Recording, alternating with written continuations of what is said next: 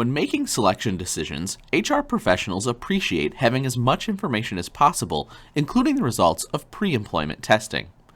Although the use of valid tests can result in hiring people with better qualifications, the improper use of tests can cause lower productivity, contribute to turnover, and expose the employer to legal liability. Accordingly, developing, implementing, and monitoring employment testing is a significant responsibility. There are numerous different types of formal assessments that organizations can use to select employees. The first step in developing or selecting an assessment method for a given situation is to understand what the job requires employees to do, and in turn, what knowledge, skills, and abilities, or KSAs, individuals must possess in order to perform the job effectively. Job analysis information is used as the basis for developing assessments. Specifically, assessments are developed to measure the most critical tasks or KSAs resulting from job analysis for a given job. Some assessment involves work samples that simulate job tasks and require candidates to demonstrate they can perform these job tasks effectively. Job-oriented or task-based job analysis data are used as a basis for developing these types of assessments because they focus directly on assessing how well the job candidate can perform critical work tasks. But that's just one example. While this list is not exhaustive, the following summarizes the primary types and functions of pre-employment assessments, sans the employment interview, available to you in your selection process. Cognitive ability tests. These assessments measure a variety of mental abilities, such as verbal and mathematical ability, reasoning ability, and reading comprehension. Cognitive ability tests have been shown to be extremely useful predictors of job performance and thus are used frequently in making selection decisions for many different types of jobs. Cognitive ability tests consist of multiple choice items that are administered via paper and pencil instrument or via the computer. Some cognitive abilities tests contain test items that tap the various abilities, like verbal, numerical, etc., but then sum up the correct answers to all of the items to obtain a single total score. That total score then represents a measure of general mental ability. If a separate score is used or computed for each of the specific types of abilities, then the resulting scores represent measures of specific mental abilities. Job knowledge tests are assessments that measure critical knowledge areas that are needed to perform a job effectively. Typically, the knowledge areas measured represent technical knowledge. Job knowledge tests are used in situations where candidates must already possess a body of knowledge prior to job entry. Job knowledge tests are not appropriate to use in situations where candidates will be trained after selection or on-the-job training is used. Like cognitive ability tests, job knowledge tests typically consist of multiple choice items administered via paper and pencil instruments or on the computer, although essay items are sometimes included in job knowledge tests. Personality tests that assess traits relevant to job performance have been shown to be effective predictors of subsequent job performance. Personality factors that are assessed most frequently in work situations include conscientiousness, extroversion, agreeableness, openness to experience, and emotional stability. Research has shown that conscientiousness is the most useful predictor of performance across many different types of jobs, although some other personality factors have also shown to be useful predictors of performance in specific types of jobs. Personality inventories consist of several multiple choice or true or false items measuring each personality factor. Like cognitive ability and knowledge tests, they are also administered in paper and pencil or computer format. Biographical data or biodata inventories, which asks jobs candidates questions covering their background, personal characteristics, or interests, have shown to be effective predictors of job performance. The idea is that the best predictor of future performance is past performance. Thus, biodata questions focus on assessing how effectively job candidates performed in past areas identical or highly related to what they'll be required to do on the job. Biographical inventories consist of multiple choice items that are also administered via paper and pencil or computer formats. Another form of biodata inventory is an instrument called the accomplishment record. With this type of assessments, candidates prepare a written account of their most memorous accomplishments in key skill areas or ability areas that are required for the job. The candidate also provides a name of an individual, such as a past supervisor, who can verify that accomplishment. Evaluators are trained to score the accomplishments in a consistent manner using standard rating criteria. These types of assessments have been shown to be effective predictors of subsequent job performance. Integrity tests measure attitudes and experiences that are related to an individual's honesty, trustworthiness, and dependability. Like many of the tests discussed here, integrity tests are typically multiple choice format and administered in paper and pencil or on the computer. Physical fitness tests are used in some selection situations. These tests require candidates to perform general physical activities to assess one's overall fitness, strength, endurance, or other physical capabilities necessary to perform the job. Situational judgment tests provide job candidates with situations that they would encounter on the job and viable options for handling the presented situations. Depending on how the test is designed, candidates are asked to select the most effective or the most and least effective ways of handling the situation from the response options provided. Situational judgment tests are more complicated to develop than many other types of assessments discussed previously. This is because there is more difficulty in developing scenarios with several likely response options that are viable, but in fact, some are reliably related and being more effective than others. Situational judgment tests are typically administered in written or videotaped form, with responses collected either in paper and pencil or on the computer. Work sample tests consist of tasks or work activities that mirror the tasks that employees are required to perform on the job. Work sample tests can be designed to measure almost any job task, but are typically designed to measure technically oriented tasks, such as operating equipment. Work sample tests typically involve having job applicants perform tasks while their performance is observed and scored by trained evaluators. Work sample tests should only be used in situations where candidates are expected to know how to perform the tested job tasks prior to job entry. If training on how to perform the job will be provided after selection, work sample assessments would not be appropriate for use. An assessment center is a type of work sample test that is typically focused on assessing higher-level managerial and supervisory competencies. Candidates are asked to complete a series of exercises that simulate actual situations, problems, or tasks that they would face on the job for which they are being considered, and they're asked to handle these situations as if it was a real-life situation. In this sense, assessment centers are similar to work sample tests described previously. Assessment centers usually last a day and up to several days. They typically include role-play exercises, in-basket exercises, analytical exercises, and group discussion exercises. Trained assessors observe the performance of candidates during the assessment process and evaluate them on standardized rating. Some assessment centers also include other types of assessment methods, such as cognitive ability, job knowledge, and personality tests. It should be noted that assessment centers are not only used for selection purposes, but also are used to provide comprehensive development feedback to participants. Physical ability tests are used regularly to select workers for physically demanding jobs, such as police officers and firefighters. These tests are similar to work sample tests in that they typically require candidates to perform a series of actual job tasks to determine whether or not they can perform the physical requirements of a job. Physical ability tests are often scored on a pass-fail basis. To pass, the set of tasks that compromise the test must be properly completed within a specified time frame. While perhaps a subtle distinction, physical ability tests usually replicate actual job tasks and evaluate whether individuals can complete these tasks within specified time frames that mirror how quickly they would need to be performed on the job.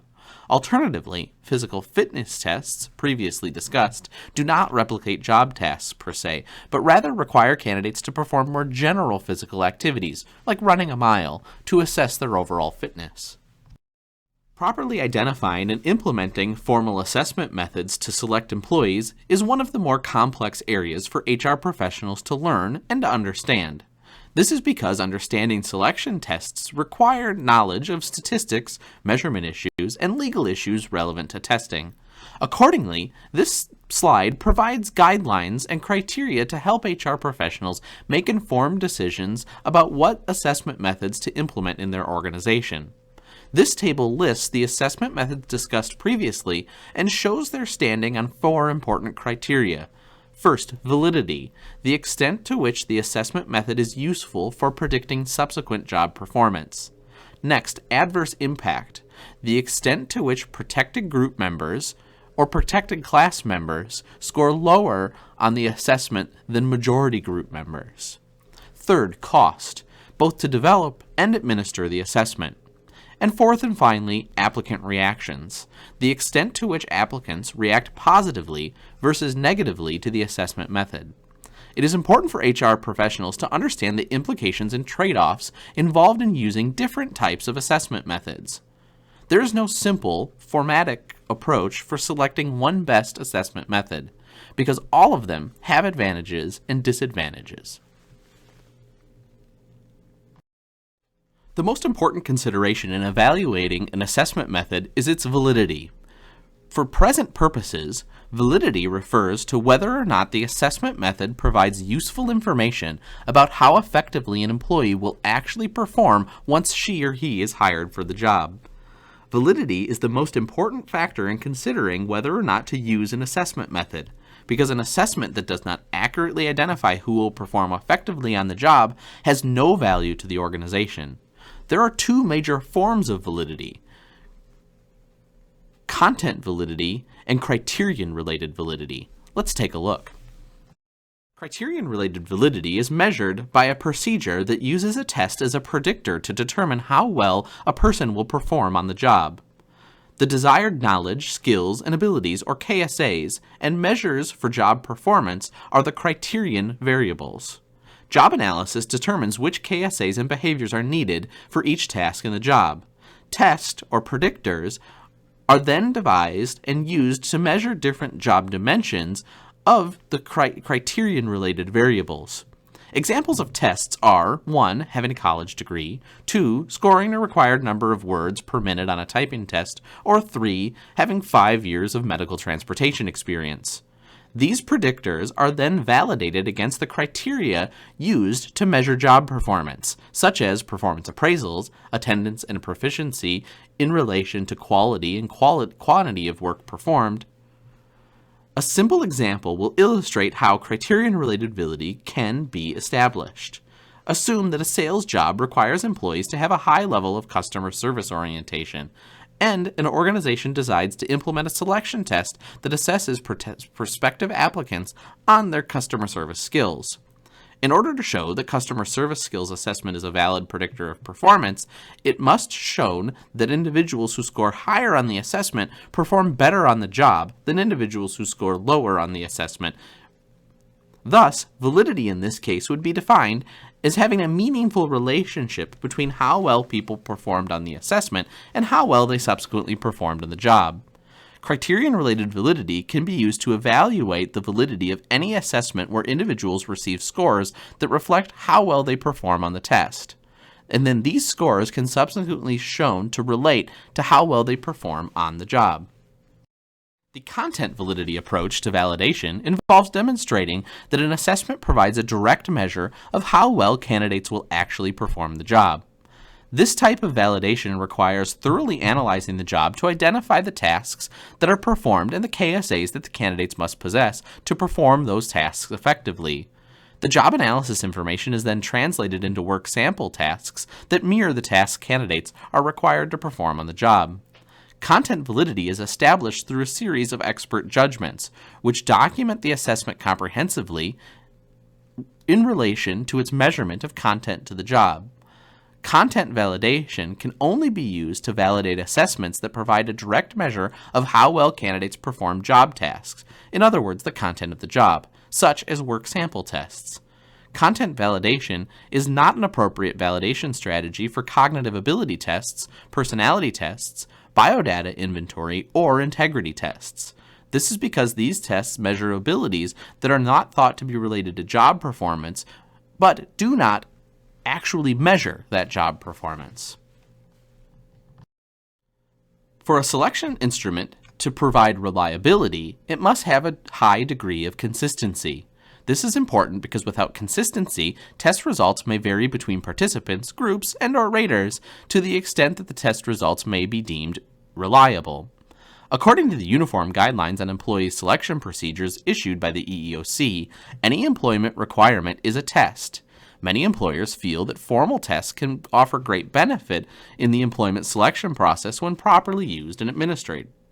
However, perfect reliability is difficult to achieve because a variety of factors enter into the testing process that challenge its integrity, like inappropriate or irrelevant questions in an interview or on a test. To improve reliability among raters, it's essential that they receive adequate training so that they are clear on the ground rules for each test involved in the selection process. Another critical concept to understand in order to evaluate assessment methods is adverse impact. Adverse impact can occur against protected demographic groups such as African Americans, Hispanics, females, or individuals over 40, with certain types of assessment methods used in selection.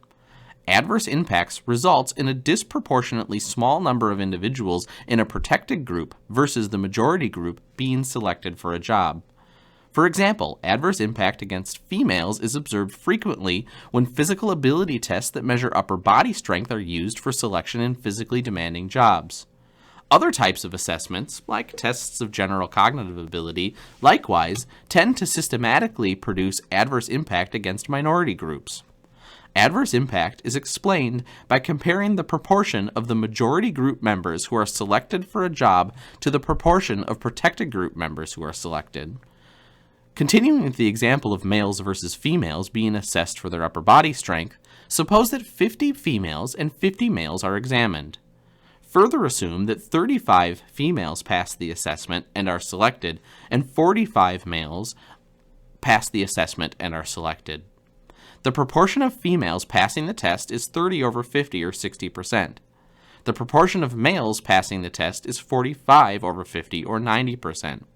The proportion of females passing the test compared with males passing the same test is 60% over 90% or 67%. Adverse impact exists if the proportion of protected group members selected is less than 80% of the proportion of majority group members selected. In this case, because the ratio of females selected to males selected is only 67%, it can be concluded that the test is producing an adverse impact against females. While organizations are and should be interested in selecting the highest quality workforce possible, many are also concerned about selecting a diverse workforce and not using measures that will systematically produce adverse impact against protected groups. At the same time, if there are important job requirements, such as sufficient upper body strength to perform a firefighter job, an organization would be remiss in not considering this factor in making selection decisions, even if that means that a disproportionately small amount of females were hired for the job. Some assessment methods involve much higher costs to develop and administer than others. Consider, for example, work sample assessments that require candidates to spend a full day or more to complete actual tasks and activities that will be required to perform on the job. Such assessments are more costly to both develop and administered compared to paper and pencil tests. They are more costly to develop because they typically require job experts working in collaboration with test development experts to design exercises and scoring protocols. They're also more expensive to administer because they involve setting up equipment and facilities and paying trained evaluators to observe and score how well each candidate performs. A final criterion that is important to consider in developing or selecting assessment methods is the reactions of applicants. The recruitment and selection process is a two-way interaction between the organization and prospective job candidates, where both parties are selling themselves and attempting to attract the other to assess a mutual fit. Everything that an organization does in the recruitment and selection process leaves candidates with the impressions about the organization and how it does business. In general, assessments that are viewed more favorably are those that candidates perceive as more relevant to the job. Because work samples, job knowledge tests, and assessment centers mirror actual activities and knowledge areas that are required to perform the job, they tend to be viewed more favorably by job candidates than such tests as multiple choice or others that are a bit more abstract. More specifically, job-relevant assessments are viewed more favorably than cognitive ability assessments, which in turn are viewed more favorably than personality inventories, integrity tests, and biographical data inventories. Although there is no research on applicant reactions to physical ability tests, it is reasonable to expect that reactions would be fairly favorable, especially for those assessments that mirror actual job tests. It's important for any HR professional involved in the employee selection process to have an understanding of the legal issues and requirements that govern the use of assessment methods in organizations. There are two key documents in which all HR professionals should be familiar. The first is the Uniform Guidelines on Employee Selection Procedures, which contains a comprehensive set of federal regulations specifying requirements for the selection of systems organizations use covered under the Civil Rights Act and Executive Order 11246. These federal regulations address the need to determine if a selection procedure is causing adverse impact, and if so, the validation requirements for using the procedure. To assist practitioners in applying the uniform guidelines properly, several documents and articles have been published. You're encouraged to check out the Society for Industrial and Organizational Psychology's Principles for the Validation and Use of Personnel Selection Procedures. Visit www.siop.org, as well as the Standards for Educational and Psychological Testing found at www.apa.org. The second document that all HR professionals engaged in selection work need to be familiar with is the Americans with Disabilities Act. The ADA creates substantial requirements for providing reasonable accommodation to applicants with disabilities in the selection process. If a job requires a skill that a disabled person cannot perform, the organization is not required to provide reasonable accommodation to allow that skill to be assessed. However, if there are ways to accommodate disabilities both on the job and in the assessment process, the organization must do so. Guidance is available from several sources to help HR professionals better understand their responsibilities under the ADA and provide appropriate and reasonable accommodation when warranted.